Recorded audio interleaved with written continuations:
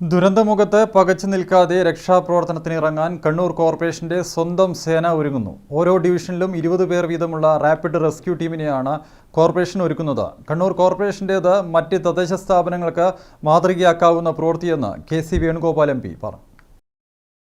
Rescue Kannur എന്ന പേരിലാണ് Kannur corporation ദുരന്ത നിവാരണ സേനയെ രൂപപ്പെടുത്തുന്നത്. ജോഹർ സ്റ്റേഡിയത്തിൽ നടന്ന പരിശീലന പരിപാടി KC വേണുഗോപാൽ MP ഉദ്ഘാടനം ചെയ്തു. കോർപ്പറേഷനിലെ ഓരോ ഡിവിഷനിൽ നിന്നും തിരഞ്ഞെടുക്കപ്പെടുന്ന 20 പേർക്കാണ് പരിശീലനം നൽകുന്നത്. മറ്റ് തദ്ദേശ ഭരണ സ്ഥാപനങ്ങൾക്കും മാതൃകയാണ് കണ്ണൂർ കോർപ്പറേഷന്റെ ഈ ഇടപെടലെന്ന് KC വേണുഗോപാൽ MP പറഞ്ഞു. മഴയല്ല ചൂടായാലും അതൊരു കാലാവസ്ഥാ വ്യതിയാനം ഉണ്ടാകുന്ന പ്രവൃത്തി തന്നെയാണ്. അപ്പോൾ നമുക്ക് ഇതിനെയൊക്കെ അതിജീവിക്കാൻ നമ്മൾ സ്വയം സജ്ജരാക്കുക എന്നുള്ളതാണ് നമ്മുടെ ഉത്തരവാദിത്വം. ഒരു നഗരസഭ ഇത്തരത്തിലുള്ള പ്രവർത്തനവുമായി മുന്നോട്ട് വരുന്നതിനെ ഞാൻ അപ്രീഷിയേറ്റ് ചെയ്യാണ്. അത് അവർ കീപ്പപ്പ് ചെയ്യുമെന്ന് ഞാൻ പ്രതീക്ഷിക്കുകയും ചെയ്യാണ്.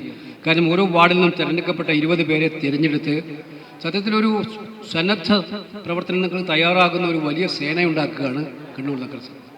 ശാസ്ത്രീയമായ പഠനത്തിന്റെ പിൻബലമില്ലാതെ എടുത്തുചാടി തുരങ്കപാത നിർമ്മിക്കാൻ ശ്രമിച്ചതാണ് വയനാട്ടിലെ ദുരന്തത്തിന് കാരണമായതെന്ന് MP കുറ്റപ്പെടുത്തി.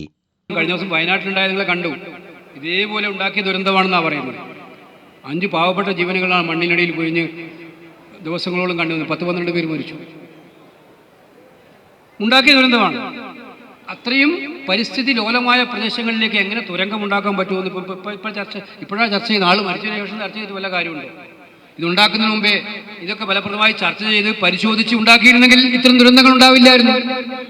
പ്രകൃതി ദുരന്തമുണ്ടാകുമ്പോൾ അതത് പ്രദേശത്തുള്ളവർ തന്നെ ആദ്യം രക്ഷാപ്രവർത്തനത്തിന് ഇറങ്ങുന്നത് ഗുണകരമാകും.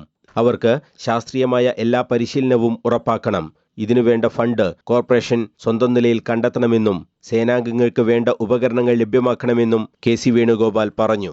ഫയർഫോഴ്സിന്റെ നേതൃത്വത്തിലാണ് സേനാംഗങ്ങൾക്ക് ശാസ്ത്രീയമായ പരിശീലനം നൽകുക. ജവഹർ സ്റ്റേഡിയത്തിൽ സജ്ജീകരിച്ച LED സ്ക്രീനിന്റെ സഹായത്തോടെ പരിശീലന പരിപാടി ആരംഭിക്കുകയും ചെയ്തു. ചടങ്ങിൽ മേയർ അഡ്വക്കേറ്റ് P. ഇന്ദിര അധ്യക്ഷത വഹിച്ചു. MLA-മാരായ advocate TO Mohanan, KV Sumesh എന്നിവർ മുഖ്യാതിഥികളായി. Deputy mayor KP Thahir, standing committee ചെയർമാൻമാരായ advocate Lisha Deepak, Risham Thana, Sreeja Madathil, Rijil Makkutty, P. Shameema, VK Muhammad Ali, advocate Sona Jayaram, fire and rescue station officer Arun Bhaskar, ജില്ലാ fire station officer PV Pavithran തുടങ്ങിയവർ സംസാരിച്ചു. News bureau, Kannur.